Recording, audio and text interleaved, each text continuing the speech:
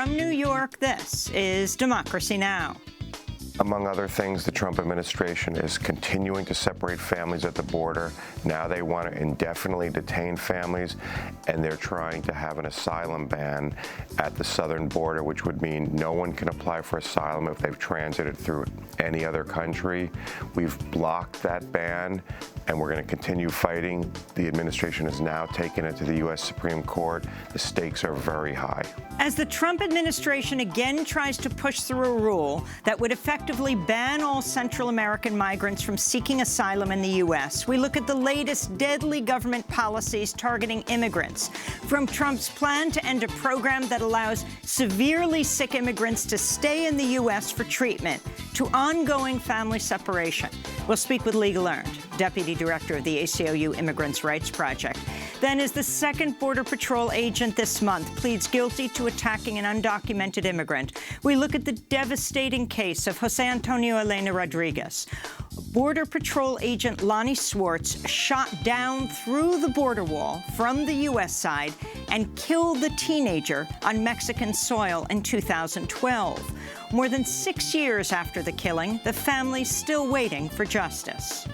It is so frustrating, and it makes me so angry knowing that a person can stick his hand in there and kill Mexican children with impunity. Nothing happened to Lonnie Swartz.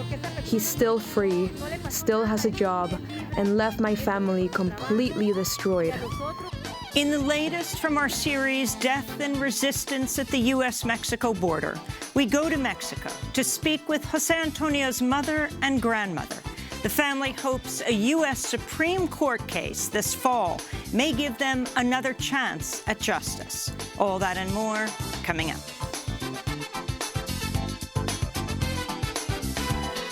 Welcome to Democracy Now!, democracynow.org, the War and Peace Report. I'm Amy Goodman. Florida's declared a state of emergency in all 67 counties as Hurricane Dorian continues to gain strength in the Atlantic Ocean.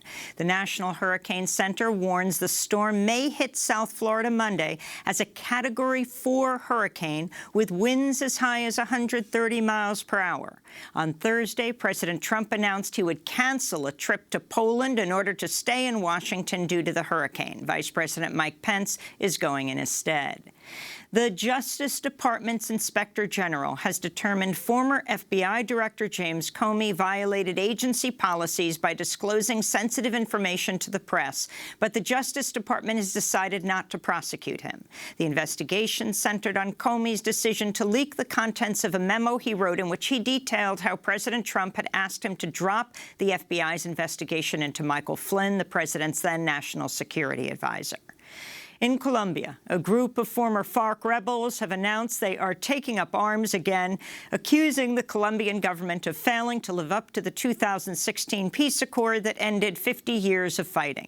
In a video, former FARC commander Ivan Marquez, who helped negotiate the peace deal, said a new phase of armed struggle is beginning. When we signed the agreement of Havana, we did it with the conviction that it was possible to change the lives of the humbled and the dispossessed. But the state has not fulfilled even the most important of the obligations, that is to guarantee the life of its citizens, and particularly to prevent their murder for political reasons. Colombian President Ivan Duque has vowed to hunt down the rebel commanders who are taking up arms. According to the Institute for Development and Peace Studies, 702 social leaders and human rights defenders and 135 former FARC guerrilla members have been killed in Colombia since 2016. India's crackdown on Kashmir is intensifying nearly 4 weeks after Prime Minister Modi revoked the special status of the territory. Earlier today, Indian authorities ordered Kashmiris to stay off the streets as new barricades went up. The internet and phone lines remain down. As many as 4,000 people, including many political leaders, remain detained. The BBC is reporting Indian security forces are being accused of beating and torturing residents of Kashmir. One Kashmir resident told the BBC, quote, "They beat every part of my body. When we fainted, they gave us electric shocks to bring us back. When they hit us with sticks and we screamed, they sealed our mouth with mud." In related news, nationwide rallies were held in Pakistan today to show solidarity with the people of Kashmir. In Yemen, the United Arab Emirates is being accused of bombing Saudi-backed Yemeni forces and killing as many as 40 people as a new front in the Yemen war intensifies. For years, the UAE and the Saudis were on the same side as they targeted Houthi rebels. But now the Gulf states find themselves on opposing sides in a separate battle for the control of Aden, Yemen's interim capital. The UAE has been backing a group of separatists while the Saudis back the government forces. In Hong Kong, 3 prominent pro-democracy activists were arrested earlier today ahead of a major planned protest Saturday. Joshua Wong and Agnes Chow were arrested on suspicion of unlawful assembly and held for several hours before being released on bail. Shortly after his release, Wong addressed reporters. What we ask for is just to urge Beijing and Hong Kong government withdraw the bill, stop police brutality, and respond to our calls for free election.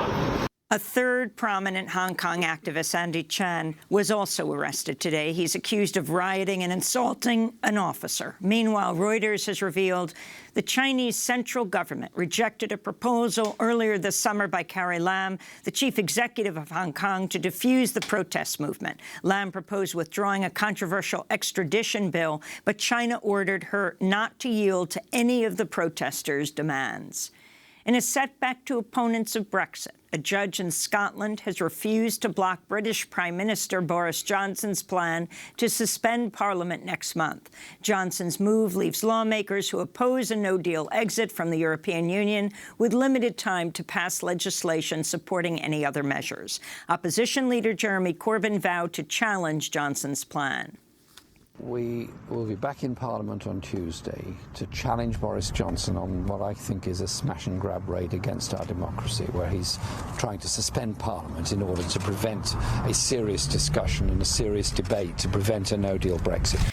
In news from Africa, the death toll from an Ebola outbreak in the Democratic Republic of Congo has topped 2,000. It's the second worst outbreak of the epidemic on record. The World Health Organization's called the situation in the DRC one of the largest and most complex humanitarian crises in the world. According to the WHO, 48,000 people in the DRC have died of malaria this year. 3,100 have died of measles. Nearly 300 have died of cholera. Environmental groups are threatening to sue the Trump administration over its move to rescind regulations on methane emissions at oil and gas plants. On Thursday, the Environmental Protection Agency put forward a new rule to overturn regulations put in place by President Obama. According to the EPA, the rule will save energy companies up to $123 million through 2025. But environmental groups warn the change could have a devastating impact on the climate crisis. Methane has more than 80 times the heat-trapping potential of carbon dioxide.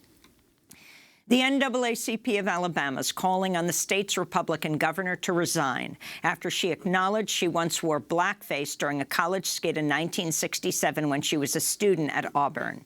Republican Governor Kay Ivey apologized for the incident after audio of a radio interview resurfaced where she and her then-fiancé talked about the skit where she dressed in blackface and crawled around looking for cigar butts.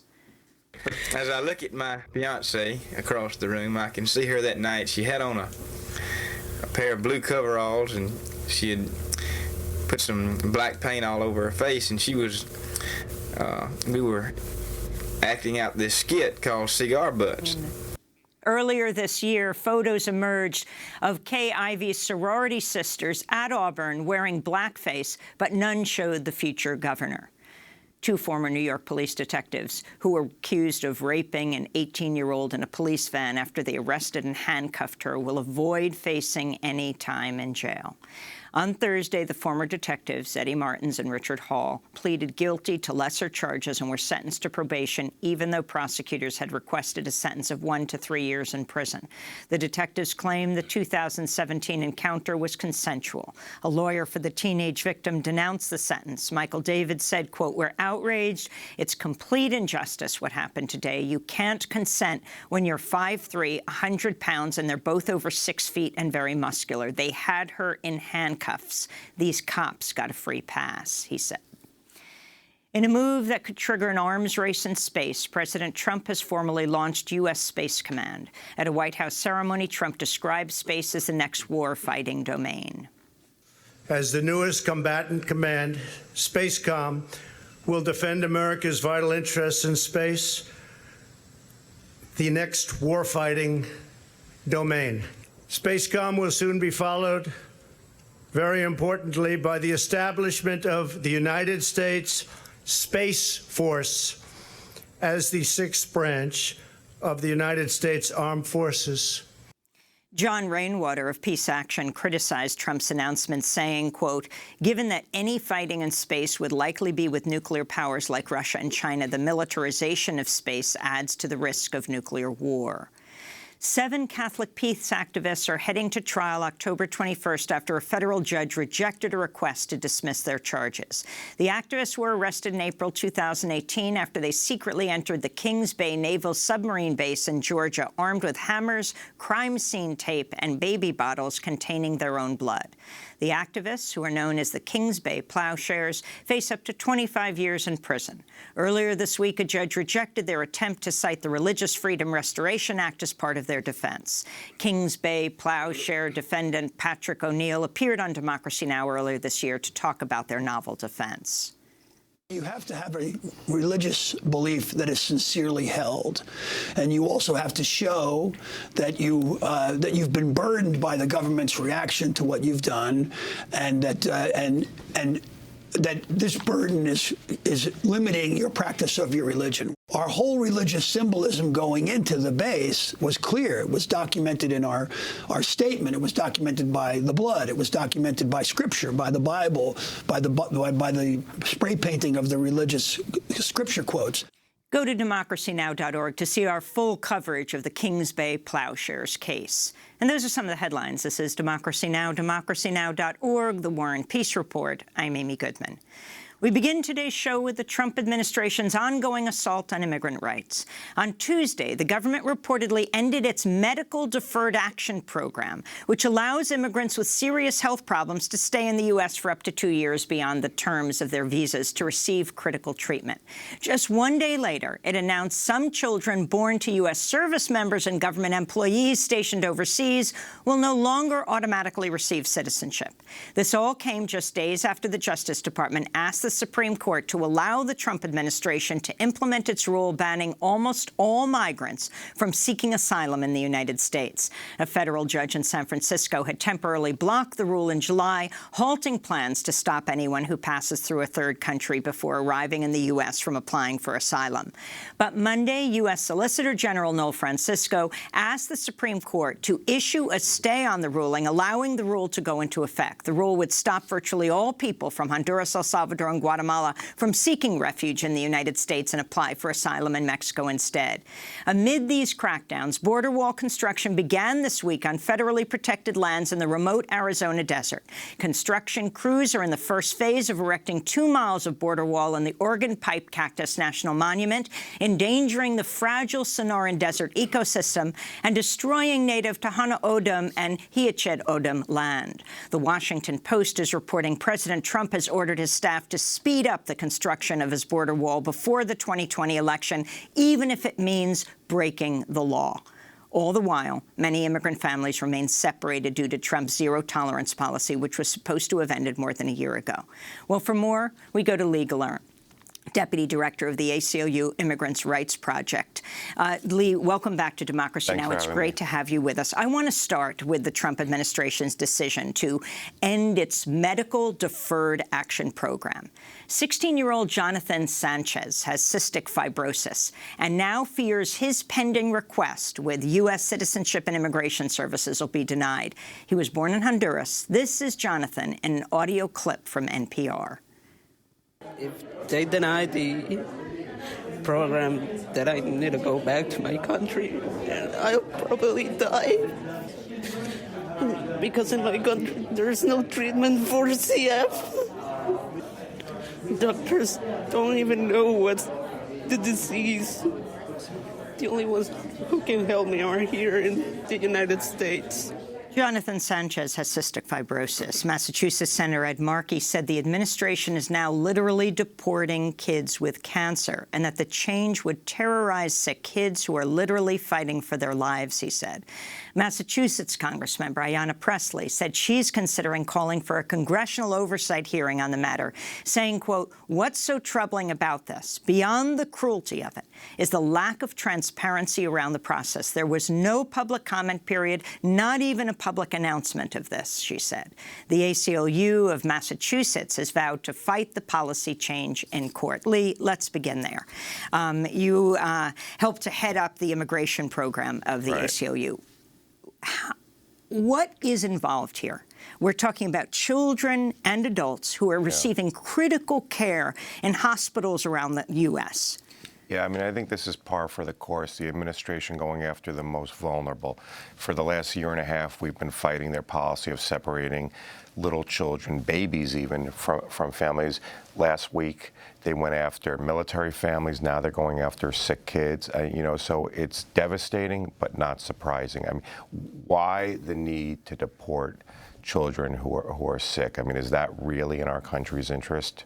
You mentioned the issue of military families. Right. Let's talk about what they're talking about here. I mean, this all comes down one day after the next. Right. Service members overseas, their children born where they are might not get U.S. citizenship. Right. So the administration's saying they still can get citizenship, but they have to take multiple steps now to do it.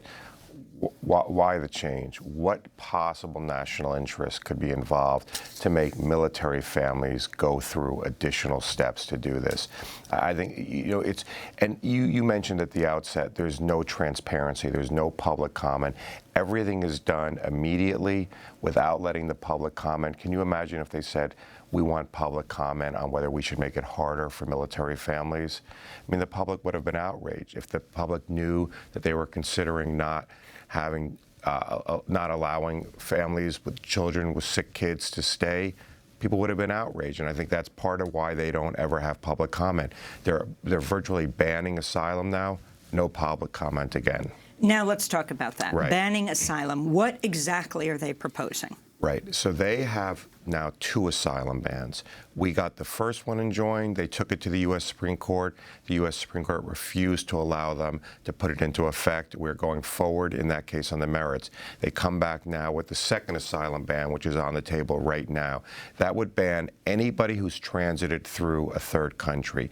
The administration is saying, well, just apply in one of those other countries. Well, the administration knows full well that it's too dangerous to apply for asylum in the Northern Triangle, and that those asylum systems are not functioning. So effectively what they're trying to do is ban asylum. It's a very dangerous path for the United States to go on. We've gotten it blocked. They've now asked the U.S. Supreme Court, as you mentioned, to let it go into effect immediately. As soon as I leave here, we'll be finishing our opposition papers. We hope the U.S. Supreme Court will not let it go into effect. If it goes into effect, we are essentially ending asylum.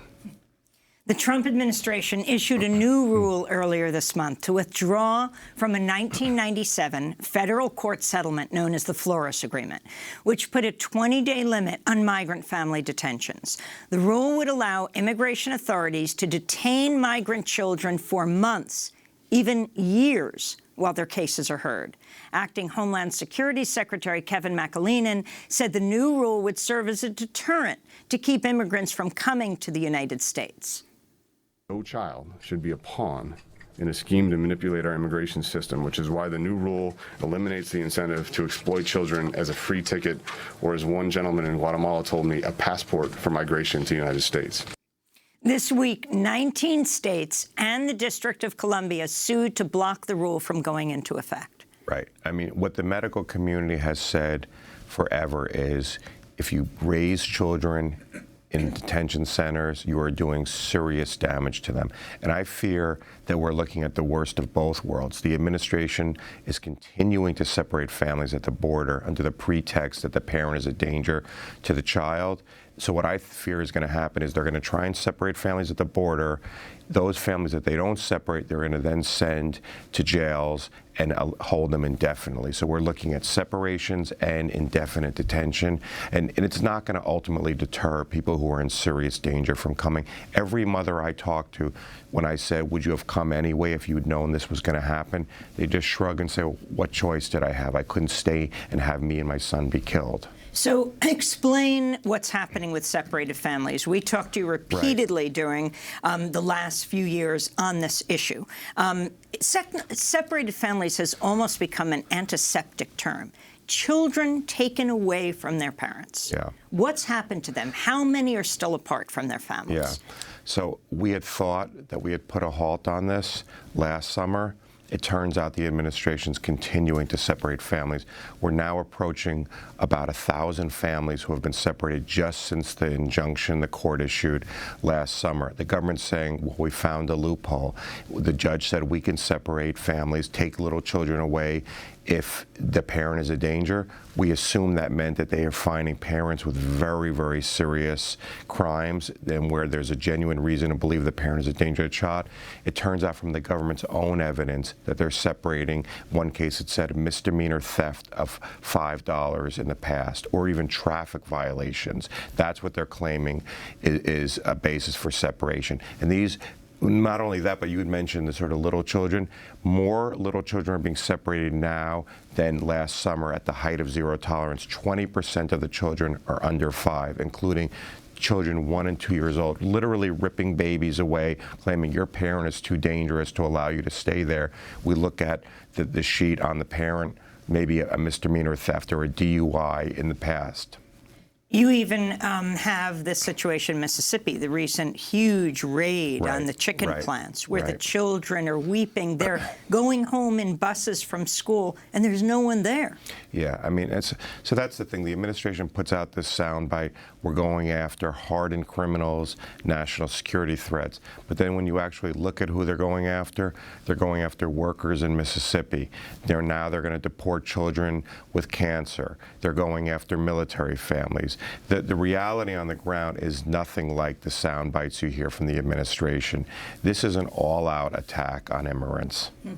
The Trump administration plans to shift over $270 million of federal funds, including at least $155 million from FEMA's Disaster Relief Fund, to help pay for its highly contested, quote, Remain in Mexico policy. The funds would pay for temporary courts on the southern border to hear cases of asylum seekers who've been forced to return to Mexico while their cases proceed through the U.S. legal system. Money also to be used to add nearly 7,000 more spaces to immigrant prisons. Right. I mean, it's all about law enforcement. It's all about the symbolism, the politics. Everyone knows the wall is not actually going to do anything. And not only that, but they're taking the money from real needs, from the military, from various other things, FEMA. And this is a situation where it's all about how is it going to look? What can I use as a soundbite? Well, we'll certainly continue to follow this story. But we're going to ask you to stay with us, Lee Gallant, for the hour, because we're going to the U.S.-Mexico border. We just came back from there last week to look at the case of a 16-year-old Mexican teenager who was gunned down in Mexico by a U.S. border agent who shot through the wall. And we want to talk to you about this case after we talk to his mother and his grandmother. We met them on the Mexico side of the border as they stood in the very place where their boy, Jose Antonio, lay dying in 2012. There's a little altar to him there, and we'll talk about what's happened in this case and why it could be soon determined by the U.S. Supreme Court. Lee Gallant is Deputy Director of the ACLU Immigrants' Rights Project. He's staying with us for the hour. Stay with us. La vida entera yo así la quiero vivir, no hay otra más. Paso pensando en la aventura que el día me traiga hoy.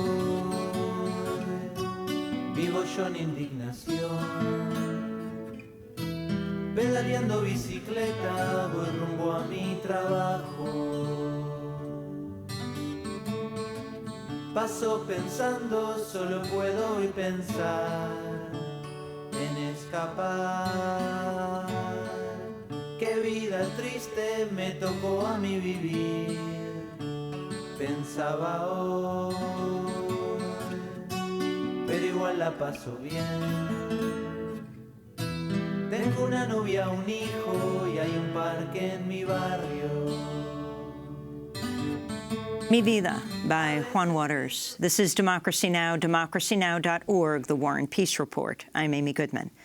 On Wednesday, Border Patrol agent Jason McGilvery pleaded guilty to a misdemeanor charge for attacking an undocumented immigrant.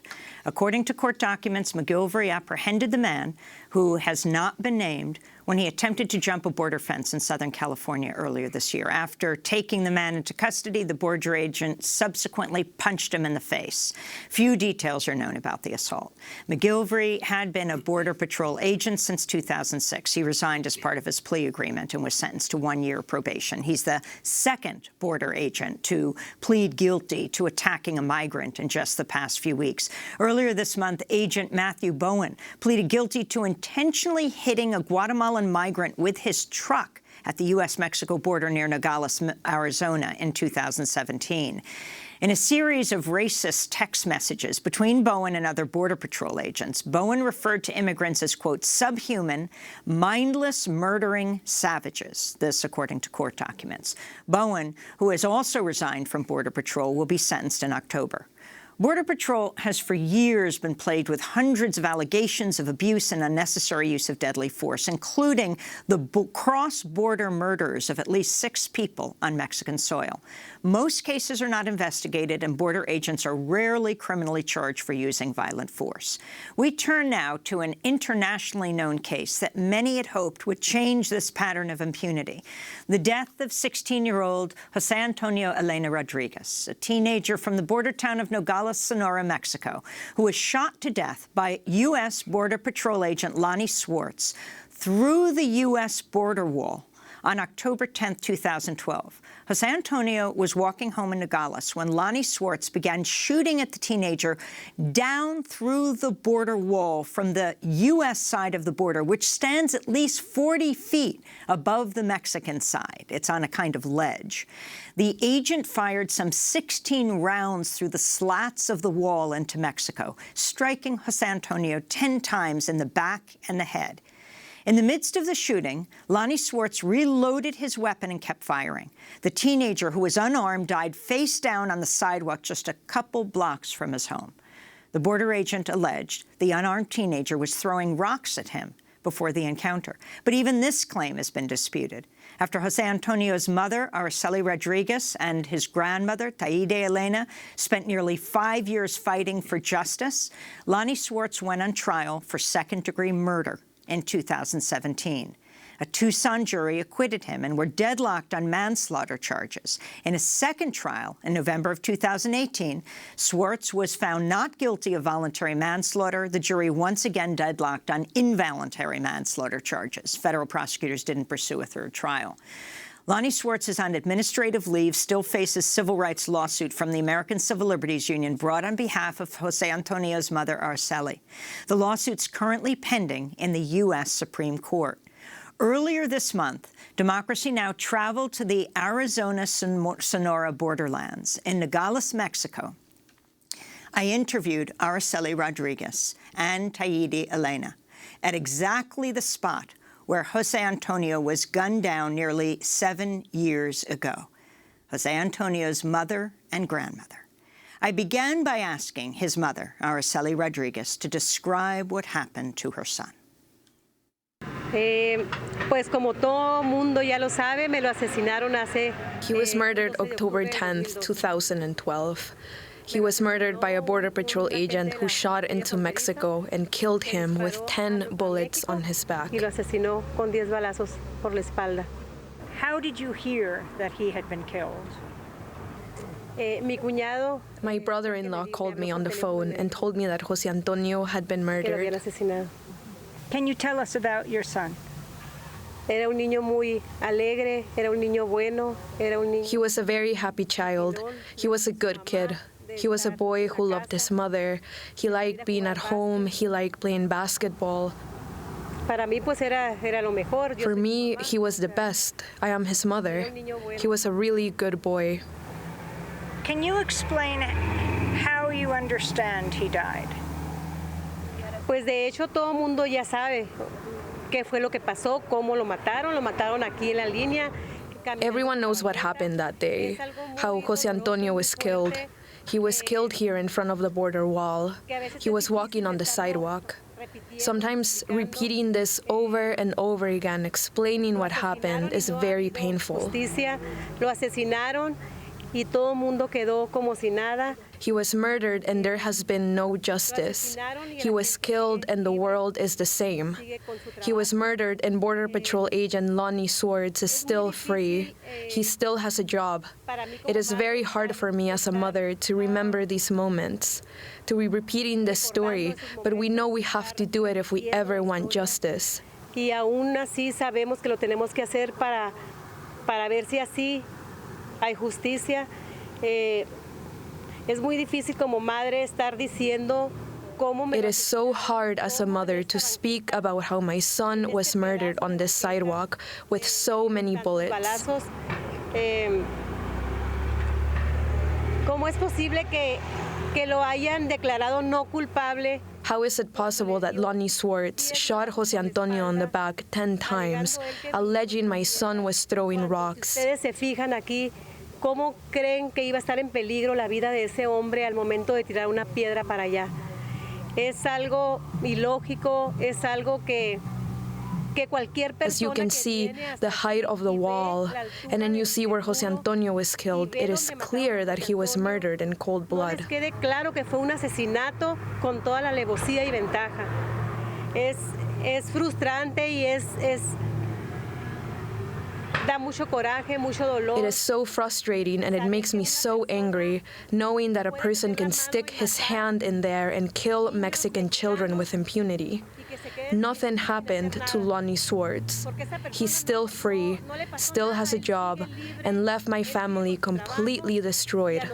He left us with a pain in our heart that will last forever. Con un dolor en el corazón que es para toda la vida. The Border Patrol agent said he feared for his life. He would have been standing, 30 feet above your son walking here on the sidewalk. Can you respond to the agent saying he feared for his life? Que son puras mentiras, que en todo momento mintió. That Lonnie Swartz lied the whole time. He tried to defend something indefensible. There was a video because there's a camera right there. There was a video that was allegedly lost where it showed Lonnie Swartz murdering my son. Es no creíble lo que él dice, que su vida estaba en peligro. What he says about his life being in danger is not true.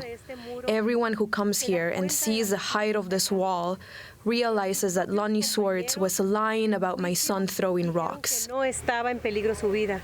Dijeron que él se pudo haber quitado. Nunca comprobaron que José Antonio tiró piedras. Nunca comprobaron que era mi hijo el que estaba. His own co-workers at the trial said that his life was not in danger, that he could have stepped away. It was never proven that José Antonio was throwing rocks. Decir que era José Antonio, mas a nadie le consta que haya sido mi hijo el que tiró piedras. Can you describe the trials, the two trials that happened? You decided not to be in the trial for the verdict. Why? Como les digo, desde un inicio se vio. Since the beginning, we saw how the judge and the entire jury was on the murderer's side. They were all American. Eran puros americanos, eran puras personas racistas porque se les veía la cara. They were all racist people. The way they saw us was as if we were bugs. They gave us dirty looks. Al asesino le dieron muchos privilegios que a nosotros no. Éramos yo y mi suegra nada más.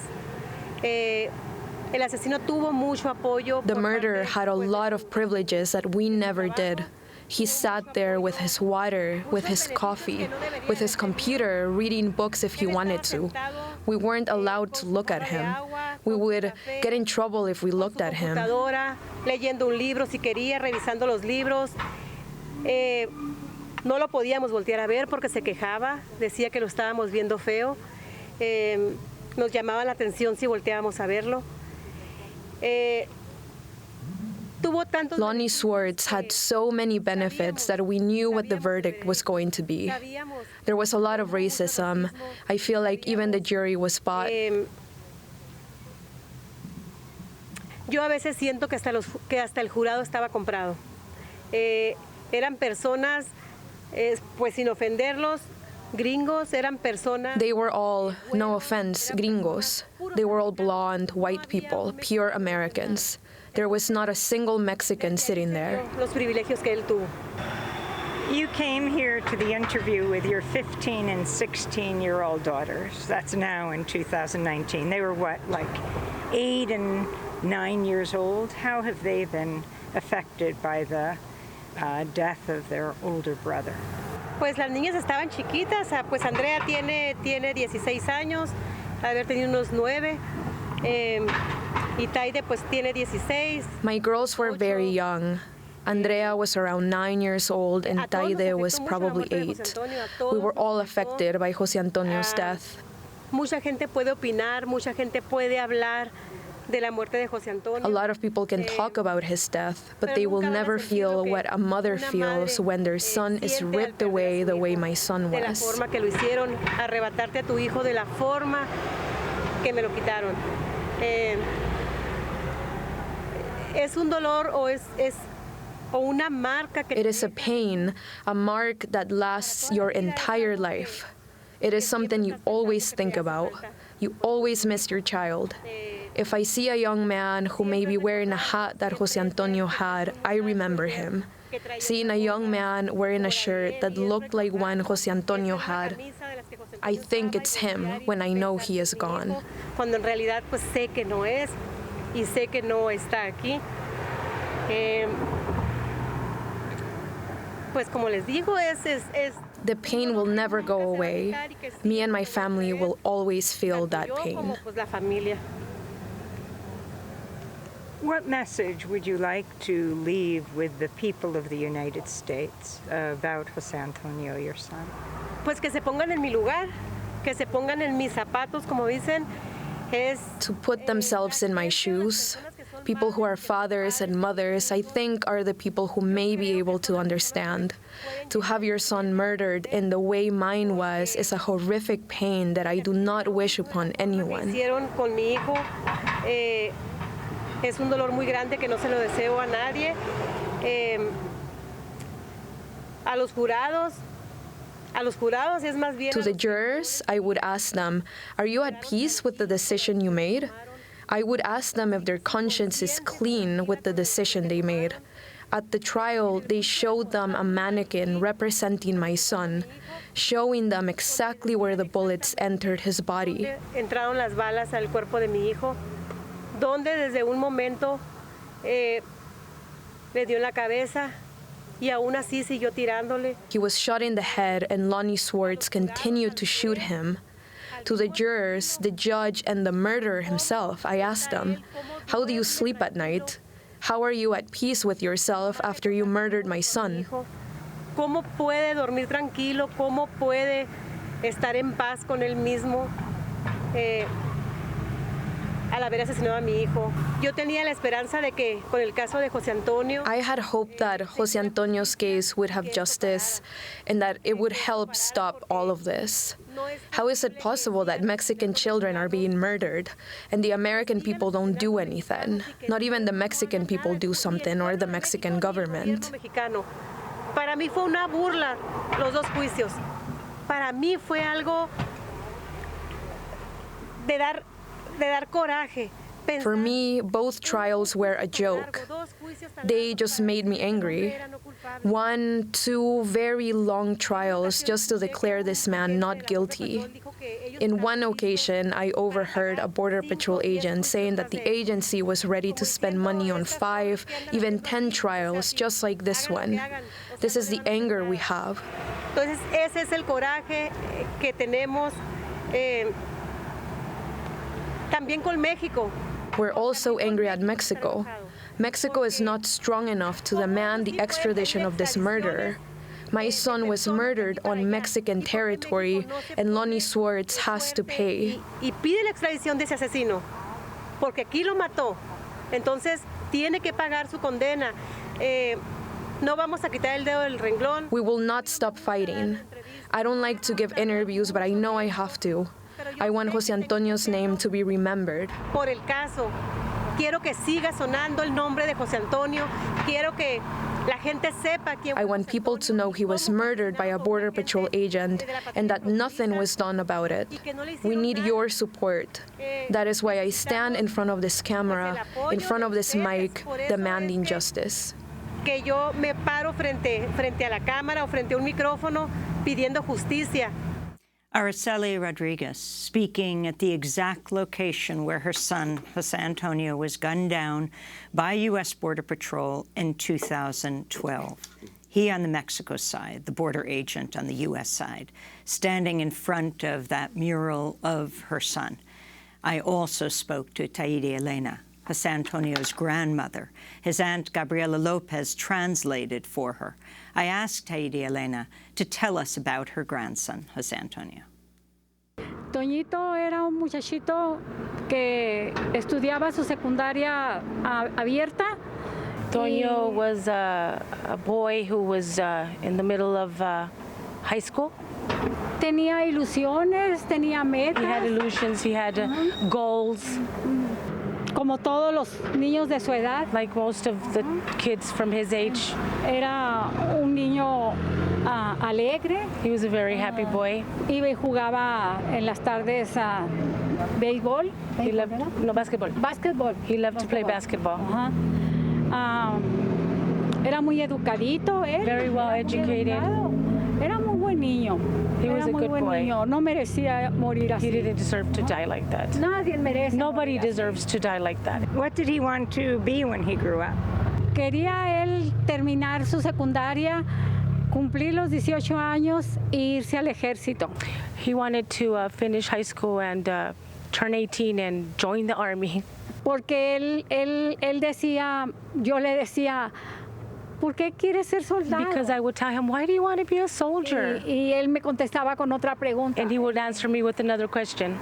Y abuelita, Grandma, ¿usted por qué no le gustan los soldados? And why don't you like soldiers? Porque, mijito, los soldados están entrenados para matar. Because soldiers are trained to kill. He said, no, Grandma. También hay soldados buenos. There's also good soldiers. Not all are bad. Pero yo me quiero ser eso, quiero estar ahí para hacer una carrera. But I want to be there because I want a career. Y cuando yo haga esa carrera, pues ya yo dejo de ser soldado y me dedico a mi carrera. And when I'm finished with my career, I will stop being a soldier. And I will dedicate myself to my career. That is my goal. That was his goal. Y su ilusión más grande era subirse en un avión. And his biggest dream, illusion was to y pues ya íbamos, ya les había dicho que ride in a plane. Que íbamos a ir a Guadalajara. She had told him that she was going to take him to Guadalajara, all three of them. Porque iban a hacer su primera comunión allá. Because they were going to make their first communion over there. Estaba muy ilusionado, quería saber cómo se sentía el avión, si se miraban las nubes. He wanted to know how it felt to ride in a plane, if he could see the clouds. Sí, mijito, le dije, tú vas a ver las nubes abajo de ti. You will see the clouds under you, she would tell him. Yo le explicaba todo y pues largo se le hacían los meses porque íbamos a ir. So his months were really del 2013. Long because we were going to leave in March of 2013. En octubre. And he died October. Taide Elena is the grandmother of Jose Antonio Elena Rodriguez, a 16-year-old Mexican teen who was gunned down by a U.S. border agent in 2012. When we come back, we continue to speak with Lee Gallant of the ACLU, who represents the family. We'll talk to him about the U.S. Supreme Court case that'll determine whether his family can sue. The border agent who killed him was acquitted in trial. Stay with us.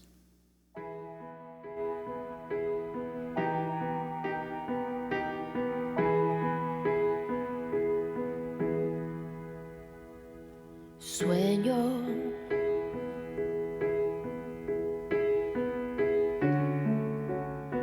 no tengo sueño, solo miro mi dolor y la televisión, y hay algo fuera de lugar que no me deja ver claramente, solo alucinar. No estoy tan mal. I'm not so down by Gaby Moreno. This is Democracy Now! I'm Amy Goodman. In October, the U.S. Supreme Court will decide whether the parents of Sergio Hernandez Huerta, a 15-year-old Mexican teen killed by a Border Patrol agent, can sue the U.S. agent in U.S. federal court. The case began in 2010 after Border Patrol agent Jesus Mesa Jr. shot across the El Paso-Juarez border and struck Hernandez Huerta in the head. The teen had been playing with his friends on the Mexican side of the border when he was killed. The central question in the case is whether a Mexican citizen killed on Mexican soil by a U.S. border agent is protected by the U.S. Constitution, allowing for the family members of victims to file civil lawsuits. If the Supreme Court rules in favor of Hernandez Huerta's case, the decision will likely impact the case of 16-year-old Mexican teenager Jose Antonio Elena Rodriguez. For more, we continue our conversation with Lee Gallant, Deputy Director of the ACLU Immigrants' Rights Project, who represents Jose Antonio's family in the civil lawsuit. As you watched the mother and grandmother speak, it was very familiar to you, Lee, Right. because you've been in their homes so many times. Right. Talk about your involvement with this case and how this is going to the Supreme Court, even after the border agent was acquitted. Right. So there are two parallel systems. The Justice Department brought the criminal case. The agent was acquitted. We're not sure how he was acquitted, but he was acquitted. And so that's that system. But we have brought a civil rights case against the agent himself for money damages. Obviously, money damages cannot undo what's happened, but it would be some vindication to have a lawsuit that's successful against the agent. And so we have prevailed so far in the lower courts, and the Ninth Circuit Court of Appeals said that Jose Antonio's family can sue in a court here, though he was killed on Mexican soil. Exactly. But Sergio Hernandez's case in Texas, that U.S. Court of Appeals for the Fifth Circuit said you cannot bring this civil rights suit. So the case has reached the Supreme Court. The Supreme Court will hear the Hernandez case, which was ahead of our case, and that will likely impact what's happened. And I would say I've been doing this work a long time, and what I always try and do is explain to the family, this is the government's position. And generally speaking, people understand it. They don't agree with the government's position, but they understand. I would say this is the hardest time I've ever had in my 30-year career of explaining the government's position. Because what the government is saying is, he's a Mexican citizen on Mexican soil, although only 15 feet over the border. He cannot sue because this is essentially a case in Mexico, is what the government is saying. And the parent, his mother and his grandmother just look at me and say, but it's a U.S. agent using a U.S. firearm standing on U.S. soil. Why does this not involve the United States government? Why does the Constitution not apply to him? And for people to understand, when you say, how do you shoot through a wall? There are slats in this wall. Exactly. This wall is the equivalent of stories above where this boy was across the street in Mexico. But there are slats in the wall, and he shot through, pointing down. It's like a fish in a fishbowl. Yeah. And we talked to them right where he died. There is a mural of him, and they stood as if he was standing with them. Right. And That is a street, a main thoroughfare in Nogales where people go to school, go to medical appointments, go to business appointments, and so they have to be walking there. If they are just sitting there and can be shot with constitutional impunity, that's a very dangerous situation. And we are hoping the U.S. Supreme Court says this civil rights suit can go forward, because this is the last straw, at least in our courts. What's amazing in this trial is that his coworkers, the other border agents, they didn't shoot at Jose Antonio. Right. I think what that... They said they didn't see a threat. Right, and if you've been there, and your piece did a great job of showing that you would essentially have to be a Major League Baseball player even to get a rock up there to come close to hitting anybody. And so what we've always said is, look, there's no way that he was in mortal danger and needed to shoot. But the question is not really whether Jose Antonio is throwing rocks or not. Assume for the moment, for purpose of argument, that he was throwing rocks. There's no way that the agent could have been hurt, and that's exactly shown by the fact that two other agents are standing there just watching. And he also had lied in other situations. Explain Lonnie Swartz, who he was. Yeah, I mean, so we don't know everything that's happened, but what we're understanding is that his disciplinary record was not great, and stuff came out at the trial, and yet the jury still acquitted. And I think that just shows how hard it is that he'd been discharged from the military. That just shows how hard it is to convict a law enforcement agent, and that's why these civil rights lawsuits are so critical. That's why the government wants to shut it down. They're saying, we'll decide whether to discipline an agent, and that's, the fox guarding that. And the significance of this U.S. Supreme Court case, not only for Jose Antonio's family, but for others, if it was... I think it's enormous, because what it'd be saying is Border Patrol agents have basically impunity there, and what we're seeing, and we've seen for a long time, is serious abuse. And I think this administration's sending a signal, treat this as if it's a military operation, and so we're likely to see more and more abuse. And if the Supreme Court says these lawsuits can't go forward, that's going to be a very dangerous situation. Well, Lee, I want to thank you very much for being with us. And, of course, we will continue to follow this story as the Supreme Court weighs this decision. Lee Gallant is the Deputy Director of the Immigrants' Rights Project at the ACLU.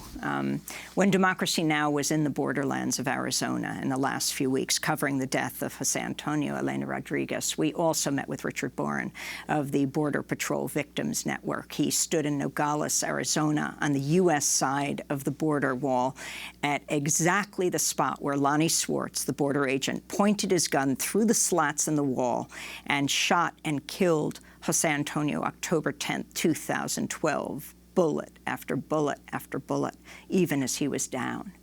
At this site, Richard Boren displayed a banner with images of Jose Antonio and other victims of Border Patrol, whose agents have killed at least 97 people since 2003. At least 6 Mexicans have been killed by Border Patrol on Mexican soil.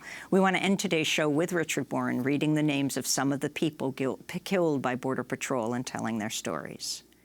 Juan Patricio Peraza Quejada, 19 years old, was a guest at the time at an Annunciation House in El Paso, Texas. I think it was 2007, and he was actually killed by the Border Patrol outside the shelter on the street. Again, they made up a story saying he was trying to attack agents with a pipe. I mean, it's just a commonplace that witnesses also said that wasn't the case at all. Here is Pablo Santillan, 30 years old, who was another one of the victims on the Mexico side. He was shot by Border Patrol down near Matamoros. Moving over here, Guillermo Arevalo Pedrosa.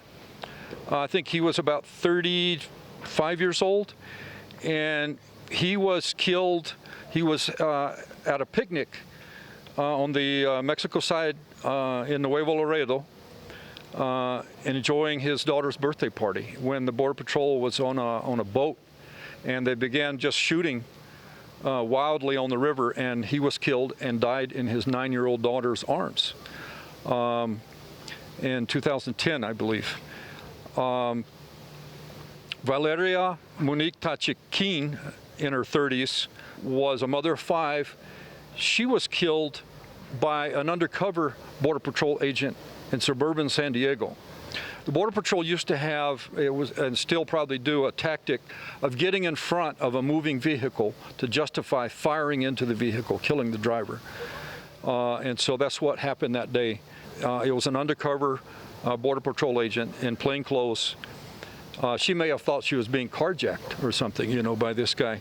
And anyway, he shot and killed her. And then Sergio Adrian Hernandez Huareca, 15 years old, also one of the victims killed on the Mexico side of the fence in 2010. And he was killed by a Border Patrol agent who shot him in the head. There's video of, it looked like he was playing a game of, and some other youth were playing a game of cat and mouse with Border Patrol, running back and forth, and completely unarmed. All of these people were unarmed. And the Border Patrol shot him in the head. The Border Patrol agent and his killing was down on the other side of the fence on the river. He was still on the U.S. side of the Rio Grande, and Sergio was standing on the Mexico side of the river. Well, Ezequiel Hernandez we also added here because he was killed by the U.S. Marines in 1997 in Redford, Texas, and it just sort of have set the stage for so many other killings that the Marines were deployed down there at this time to Redford in violation of the Posse Comitatus Act, where they're not supposed to do any sort of policing in the U.S., and it's commonly violated now. But they were camped outside his home, heavily camouflaged, when he was herding his goats. And he carried a .22 rifle with him to hunt rabbits and so forth, because when he would herd his goats. And they shot him in cold blood as well. And the grand jury refused to indict him. The Marine was not indicted, and there was no justice for the family either. And the last one I would like to mention here real quick is Anastasio Hernandez Rojas, who was beaten in San Ysidro, California, by about 15 Border Patrol agents when they were trying to deport him. He was handcuffed, laying on the ground. This was photographed and videotaped by bystanders from the bridge overhead, showing him being ruthlessly beaten, crying for mercy. He died like the next day from his injuries, being beaten by these Border Patrol agents. And none of them have been indicted, and no charges. And that's unfortunately the common theme in all of this, is that the Border Patrol can get away with murder. I do want to mention somebody who was not on this banner that was killed last year, because these killings still are occurring, and that is Claudia Patricia Gomez Gonzalez, a Guatemalan indigenous woman who was killed after she crossed the border in Laredo, Texas, and gunned down by Border Patrol and murdered. And the Border Patrol also, as usual, come up with a fabricated story, claimed that she had, with others, had attacked the Border Patrol with 2x4s. And they actually retracted that story, you know, that it wasn't true. That's one of the few times they've ever retracted a story. But yet, there's been no charges filed against those agents either, against, you know, the death of this young woman. That's Richard Boren with the Border Patrol Victims Network. One of the victims Richard named, Guillermo Arevalo Pedrosa, was actually killed in 2012, not 2010. Richard was standing at the site on the U.S. side of the border, up against the border wall, up against the slats where he had put his mural, right where Lonnie Swartz took his gun, the border agent, and shot through the slats and killed Jose Antonio Elena Rodriguez. Special thanks to our team on the ground in Arizona, Tamarie Astudio, Trina Nadura, Maria Tadacena, John Hamilton, Libby Rainey, and Dennis Moynihan. That does it for our broadcast. Democracy Now! Is produced by Mike Burke, Dina Guzder, Nermeen Sheikh, Carla Wills, Tammy Warrenoff, Sam Alkoff, Robbie Karen, Hani Massoud. I'm Amy Goodman. This is Democracy Now! Go to our website for our full series, Death and Resistance on the U.S.-Mexico border. Thanks so much for joining us.